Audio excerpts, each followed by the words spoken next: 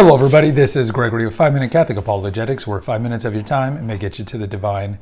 Today, we're going to talk about how it's not your job in apologetics to shove the faith down other people's throats.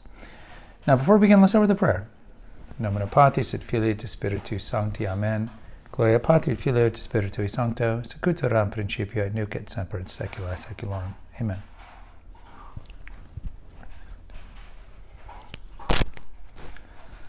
I'll put a banner up for similarly themed episodes when confronting Protestants or even fellow Catholics in evangelism and catechesis and apologetics. So we do have an episode here, like what is the best way to deal with a belligerent Protestant.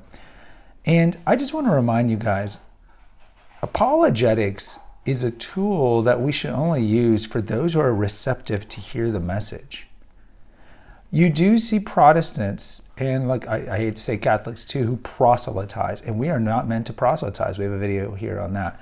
But let's just use the kind of the and this is a caricature, but the solo fide sola scriptura guy that might confront you in a family event or at a restaurant or at your work, and they're just shoving the Protestant view down your throat, and it's essentially they're trying to get another notch in their belt, convert one of these stupid Catholics away from their heathen, infidel, satanic faith into the true faith, which of course is their church.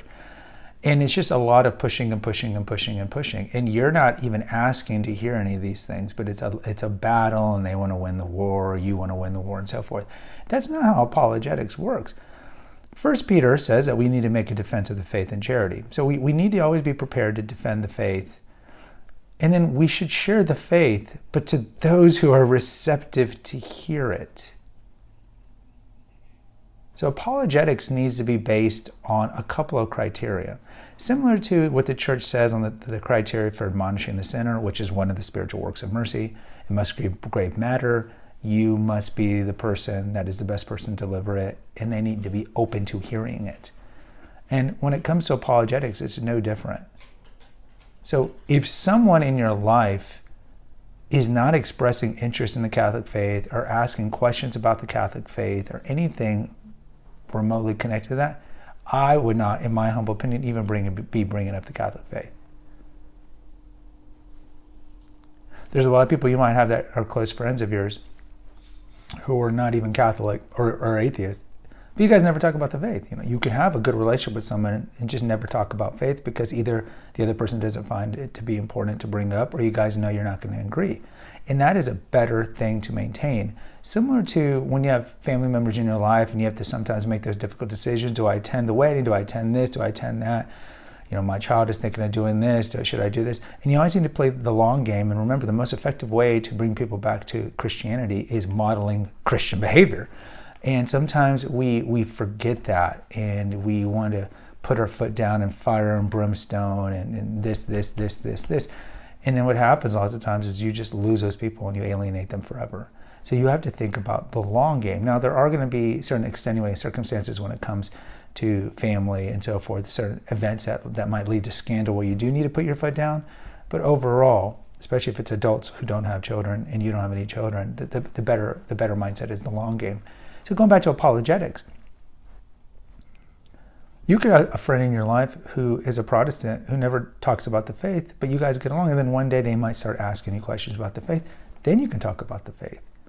If we go in with the mindset first, oh, you're a Calvinist, oh, you're a Baptist, this is why the Catholic Church is a true church founded by Christ, this is why your church is wrong. Do you really think you're going to win people over with that strategy? They're just going to get defensive, just like you would get defensive if it was flipped around.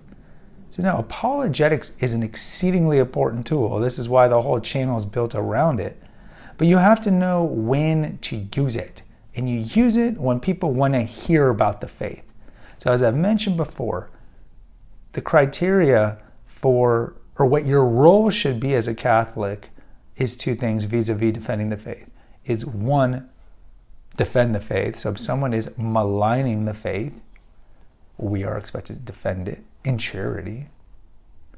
And when we mean defending it, is not necessarily being incendiary and antagonistic and calling them names. It's just calmly explain to them where they're wrong on whatever their attack is. Just say, no, you're wrong. The church has never taught that. The church teaches this.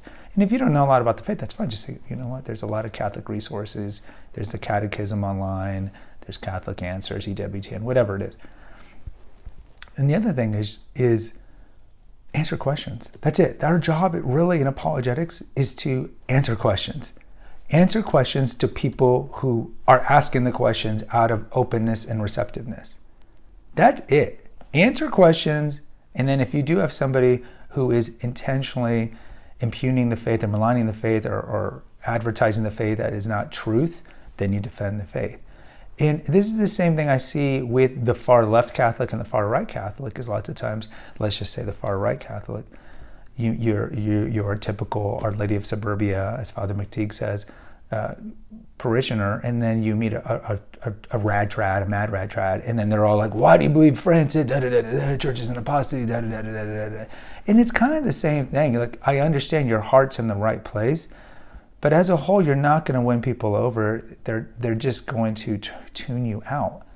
Now, if you have a mainstream, let's say Catholic, who is asking, like, why do you go to the traditional Latin Mass? Or why do you go to an ordinary Mass? Or why do you go to a Byzantine Rite Mass? Why do you believe the church is an apostasy? They're open because they're asking the question.